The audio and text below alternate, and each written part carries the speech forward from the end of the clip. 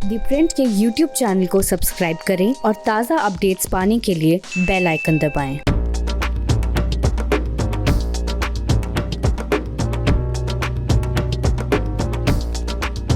2022 के पहले जहां पे बीजेपी का बड़ा जनाधार है, जैसे मसलन यूपी, 2021 के जो 5 राज्यों के विधानसभा चुनाव हैं, उनके तारीखों की घोषणा आज हो रही है। तो उन राज्यों में बीजेपी जिस तरीके से बीजेपी का जो अश्वमेध का घोड़ा है वो दौड़ रहा है, वो उसको कितनी कामयाबी मिलेगी, या इस 5 राज्यों के विधानसभा चुनाव में अलग अलग जो पार्टियों की स्थिति क्या है और हर राज्य में एक्स फैक्टर क्या है जो वहाँ के चुनाव को इम्पैक्ट कर सकता है। तो 5 राज्यों की जो विधानसभा की स्थिति है और वहाँ की जो पॉलिटिक्स है, जो डायनेमिक्स है, वो कैसे करवट लेने वाली है इन विधानसभा चुनाव में। तो प्योर पॉलिटिक्स में बात इन 5 राज्यों की। तो सबसे पहले शुरुआत करते हैं केरल से। केरल दक्षिण का वैसा राज्य जहाँ पर अक्सर आपने देखा होगा कि वहाँ की जो पॉलिटिक्स है यूडीएफ वर्सेस एलडीएफ की चलती रही है, और एक गठबंधन 5 साल राज करता है, दूसरा गठबंधन 5 साल राज करता है, और किसी गठबंधन को यानी कि उसी गठबंधन को दोबारा सत्ता नहीं मिलती है। लेकिन इस बार जो अभी स्थानीय निकाय के चुनाव हुए उसमें एलडीएफ को एक तरह से सफलता मिली स्थानीय निकाय के चुनाव में, और जो अगर जनवरी का एग्जिट पोल ओपिनियन पोल यानी कि जो सी वोटर का ओपिनियन पोल था उसकी जो उन्होंने रिजल्ट दिखाए उसके संकेतों को माने तो ये पहली बार ऐसा हो रहा है कि केरल में सत्ताधारी पार्टी यानी कि पिनराई विजयन सरकार जो है उसकी वापसी होने की पूरी संभावना दिखती है। और यूडीएफ जो है तमाम कोशिशों के बाद भी वो सरकार बनाने की गेम में कहीं पिछड़ जाएगा। हालांकि थोड़े दिन पहले केरल की राजनीति में जो जिस तरह से ओमन चांडी एक तरह से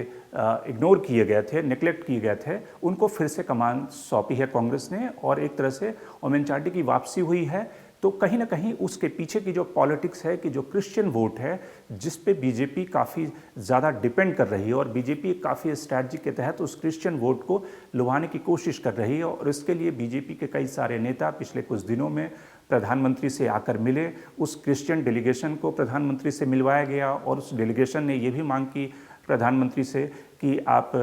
वेटिकन के जो पोप हैं उनको भारत आमंत्रित कीजिए, एक बड़ा मैसेज जाएगा। तो जिस तरह से क्रिश्चियन कम्युनिटी को बीजेपी वहाँ पे एक तरह से इन्फ्लुएंस करने की कोशिश कर रही है, उसकी काट के लिए ओमन चांडी की वापसी हुई है ताकि जो कांग्रेस का जो बचा हुआ जनाधार है वहाँ पे उसमें जो क्रिश्चियन वोट हैं उसको वो इन्फ्लुएंस कर सकें।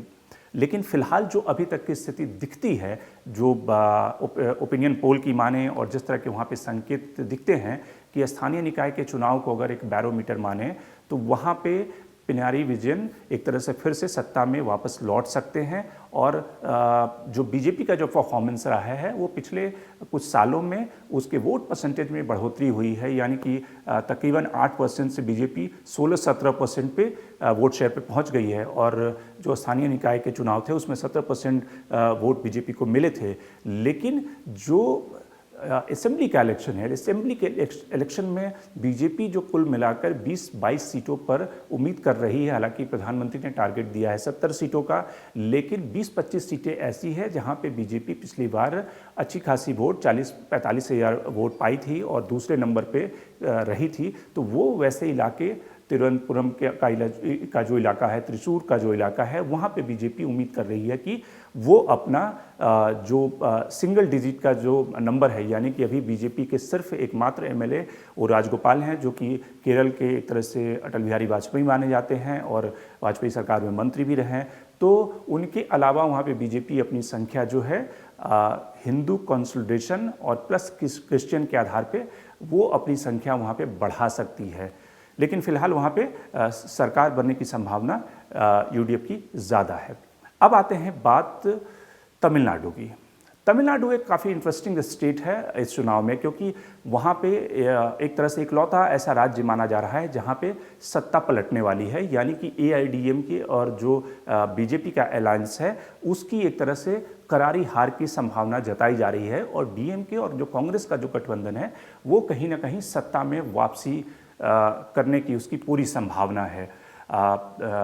ये पहला तमिलनाडु का चुनाव होगा जो तमिलनाडु के दो बड़े जायंट यानी कि जयललिता, करुणानिधि इस चुनाव में नहीं होंगे, क्योंकि दोनों की जो प्रेजेंस रही है तमिलनाडु की पॉलिटिक्स में, द्रविडियन पॉलिटिक्स में, वो इतनी ज़्यादा उनका हैवी वेट, उनका जो अट्रैक्शन, उनका जो एक ग्लैमर और साथ में कहीं के एक जो कल्ट फिगर जो तमिलनाडु की पॉलिटिक्स में अम्मा का रहा और करुणानिधि का रहा, तो उससे इतर जाकर तमिलनाडु का चुनाव हो रहा है, जिसमें वहाँ की एक्स फैक्टर एक शशिकला है और शशिकला उस इलेक्शन को कितना इन्फ्लुएंस कर सकती है, क्योंकि बीजेपी की ये पूरी कोशिश थी कि जो तीनों फैक्शन है, यानी कि शशिकला का जो फैक्शन है और साथ में जो एआईडीएमके के दो फैक्शन हैं, वो सब मिल जाएं और एक इकट्ठा होकर चुनाव लड़ें। लेकिन जो एआईडीएमके का फैक्शन है, जो इस समय पलानीस्वामी और दूसरा जो धड़ा है, वो कहीं ना कहीं शशिकला को पार्टी में उसकी वापसी के खिलाफ है। तो क्या शशिकला और उनके जो भांजे हैं, उनकी जो पार्टी है, वो उस इलेक्शन को इन्फ्लुएंस कर सकेगी? क्योंकि ओपिनियन पोल कहते हैं कि 8-8.5% का वोट शेयर उनको मिलेगा। वो अगर एआईडीएमके में जोड़ दिया जाए तो एआईडीएमके एक बेहतर पोजीशन में फाइट करने की स्थिति में रहती है। अदरवाइज जो एक तरह से तमिलनाडु का इलेक्शन एक माना जा रहा है कि डीएमके स्वीप करेगी, और बीजेपी के कई सारे जो वरिष्ठ नेता हैं उनसे जो भी हम लोगों ने बात की है, उनका भी ये तकरीबन मानना है कि वहाँ पे डीएमके की स्थिति बेहतर है। तो सवाल ये है कि बीजेपी वहाँ पे जो अपना जोर लगा रही है। कल भी प्रधानमंत्री की रैली हुई, राजनाथ सिंह रैली कर चुके हैं और तमाम बीजेपी के हैवी वेट तमिलनाडु में कैंपेन कर रहे हैं। तो वो कैंपेनिंग या वो स्ट्रैटेजी किस लिए है? क्या वो कहीं ना कहीं आने वाले दिनों में डीएमके को एक तरह से लुभाने की कोशिश कर रहे हैं, कि वो दिखाने की कोशिश कर रहे हैं कि कांग्रेस एक तरह से मार्जिनलाइज प्लेयर हो गई है पूरे देश में, और एआईडीएमके जब चुनाव हार जाएगी तो आने वाले यानी कि 2026 का जो चुनाव होगा उसकी तैयारी बीजेपी इस समय से कर रही है, ताकि डीएमके और बीजेपी के बीच में कोई अलायंस आगे आने दिनों में इस चुनाव के बाद हो सकता है। तो ये सारी एक तरह से रणनीति तमिलनाडु की है, जहां पर संभावना बीजेपी एआईडीएमके के लिए तमाम कोशिशों के बाद भी काफ़ी कम दिखती है। लेकिन जो सबसे इंटरेस्टिंग इलेक्शन है इस पांचों राज्यों में, वो है पश्चिम बंगाल का चुनाव। पश्चिम बंगाल का चुनाव ममता बनर्जी के लिए एक कांटे की टक्कर है, और बीजेपी जो पिछले लोकसभा चुनाव के बाद जिसके हौसले बुलंद हैं, 18 सीटें बीजेपी ने जीती थी और तकरीबन जो वोट शेयर था वो बीजेपी का एक्सपोनेंटली 40% तक जा पहुंचा था। तो बीजेपी को लगता है कि पश्चिम बंगाल में एक ऐसा स्टेट जहां पर रीजनल पॉलिटिक्स हावी रही है पिछले कुछ दिनों में टीएमसी बनने के बाद से, वहां पर बीजेपी कहीं ना कहीं सरकार बना सकती है। और पिछले अगर ओपिनियन पोल को देखें तो ओपिनियन पोल ने बीजेपी को तकरीबन 37% वोट शेयर दिया था और 102-103 सीटें के आसपास का आंकड़ा बीजेपी के पास आ ठहरता था। ममता बनर्जी हालांकि तब भी लीड कर रही थी, 162-165 सीटें ओपिनियन पोल ममता बनर्जी की पार्टी को दे रहे थे। लेकिन बीजेपी को लगता है कि ये ओपिनियन पोल काफ़ी पहले हुए थे, और अब चूंकि जब प्रधानमंत्री इलेक्शन कैंपेन में कूदेंगे तो वहाँ पे कहीं ना कहीं 102 से 162 पहुँचना मुश्किल नहीं होगा, क्योंकि बीजेपी ने तमाम घोड़े जिसको कहते हैं युद्ध के सारे अस्त्र शस्त्र पश्चिम बंगाल में झोंक रखे हैं, और इस समय करीब 150-200 नेता पश्चिम बंगाल में कैंपेन कर रहे हैं। और बीजेपी की पूरी यूनिट जिसमें युवा मोर्चा, महिला मोर्चा, एससी मोर्चा, एसटी मोर्चा, किसान मोर्चा, सारे मोर्चे जो हैं वो पश्चिम बंगाल में काम कर रहे हैं, और तमाम बड़े नेता पश्चिम बंगाल में काम कर रहे हैं जो परिवर्तन यात्रा है उसके ज़रिए। और पश्चिम बंगाल में जिस तरह से हाल के दिनों में टीएमसी के लोगों को, जो उनके हैवी वेट थे, शुभेंदु अधिकारी से लेकर तमाम ऐसे 30 नेताओं को बीजेपी ने तोड़ा है टीएमसी से, तो बीजेपी को लगता है कि पश्चिम बंगाल वो इलाका है एक तरह से ईस्ट का जो जोन है, जहाँ पे सिर्फ पहले आसाम में बीजेपी को कामयाबी मिली, उसके बाद नॉर्थ ईस्ट में बीजेपी ने मणिपुर से लेकर अरुणाचल में सरकार बनाई। तो पश्चिम बंगाल के किले को ढाना बीजेपी के उस प्लान के लिए ज़रूरी है, जहां पे 2024 में नरेंद्र मोदी उस पूरे इलाके से, ईस्ट जोन से बड़ी संख्या में सीटें लोकसभा में जीतना चाहते हैं, ताकि फिर से उनकी सत्ता में वापसी हो तीसरे टर्म के लिए। तो इसलिए पश्चिम बंगाल पर काफ़ी फोकस है, और वहाँ का जो एक्स फैक्टर क्या शुभेंदु अधिकारी होंगे या फिर जो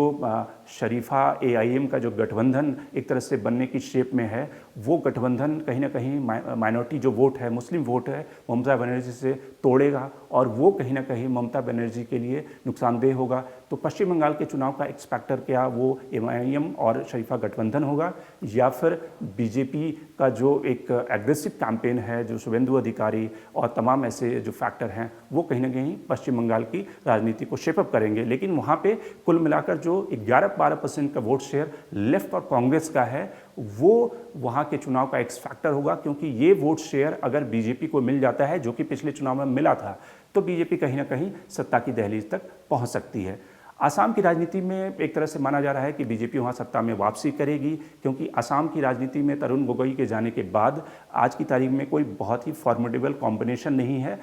जिस तरह से AIDF के साथ कांग्रेस ने गठबंधन किया है, उससे कांग्रेस की कुछ सीटें उन माइनॉरिटी इलाकों में बढ़ जाएगी, जहाँ पे बारपेटा का इलाका है, कोकराझार का इलाका है, जो कि माइनॉरिटी डोमिनेंट इलाके हैं। वहाँ पे अजमल की पार्टी के कारण कांग्रेस की सीटें बढ़ेगी, लेकिन बीजेपी कहीं ना कहीं आसाम की पॉलिटिक्स को उस गठबंधन के सहारे पोलराइज करने की कोशिश करेगी कि किस तरह से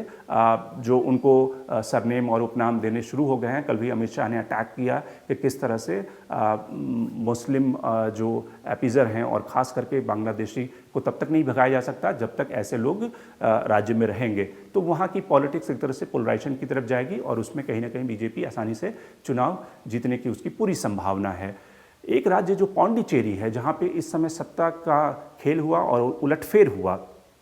उसमें जो ओपिनियन पोल, पिछले ओपिनियन पोल, वो भी एक चौंकाने वाले नतीजे बताते हैं। ओपिनियन पोल ये कहता है कि वहाँ पे जो AIDMK और बीजेपी की सरकार बनने की संभावना है, जो इस समय जो सरकार थी, कांग्रेस की सरकार थी DMK गठबंधन के साथ में, वहाँ पे क्या इस बात की संभावना है कि एक अपोजिशन अलायंस जो AIDMK और बीजेपी और जो NR कांग्रेस रंगास्वामी की पार्टी है, वो वहाँ पे सत्ता में वापसी कर सकता है। ये अगर ऐसा हुआ तो ये बहुत चौंकाने वाले नतीजे होंगे पौंडीचेरी से, क्योंकि पौंडीचेरी एक वैसा इलाका है, वैसा यूनियन टेरेटरी है जो तमिल की पॉलिटिक्स से, तमिलनाडु की पॉलिटिक्स से ड्राइव होता है। और वहाँ पे अगर DMK अगर तमिलनाडु में जीतती है और पौंडीचेरी में हार जाती है और वहाँ पे अगर AIDMK और बीजेपी और NR कांग्रेस की सरकार बनती है, तो ये काफ़ी एक बीजेपी के लिए एक मास्टर स्ट्रोक होगा कि एक यूनियन टेरेटरी में जहाँ पे बीजेपी का एक भी MLA नहीं है, वहाँ पे 3 नॉमिनेटेड मेंबर हैं, वहाँ पे बीजेपी कहीं ना कहीं AIDMK और रंगास्वामी के सहारे सत्ता में अगर लौटती है तो वो एक चौंकाने वाली बात होगी, क्योंकि बीजेपी को अभी मुश्किल से वहाँ पे 100, 150 और 200 वोट मिलते हैं। और बीजेपी के एक नेता से जब मैंने पूछा तो उनका ये कहना था कि एक तरह से बालू में से तेल निकालने की हम कोशिश कर रहे हैं पौंडीचेरी में। तो बालू में से तेल निकलता है या नहीं निकलता, ये अमित शाह का जो मास्टर स्ट्रोक है वो चुनाव के नतीजे बताएंगे। लेकिन कुल मिलाकर जो 5 राज्यों के जो गणित हैं, उस गणित के हिसाब से तमिलनाडु, पौंडीचेरी में उलटफेर होने की संभावना दिखती है। केरल और पश्चिम बंगाल में संभावना अभी नहीं दिखती, लेकिन जब प्रधानमंत्री कैंपेन में उतरेंगे और जिस तरह से बीजेपी का एग्रेसिव कैंपेन है, उससे पश्चिम बंगाल की तस्वीर भी बदल सकती है। Shankar Animesh, the print. लेकिन आप हमारे YouTube चैनल को सब्सक्राइब करना ना भूलें और अपने कमेंट्स, अपने रिएक्शन लगातार हमें भेजते रहें।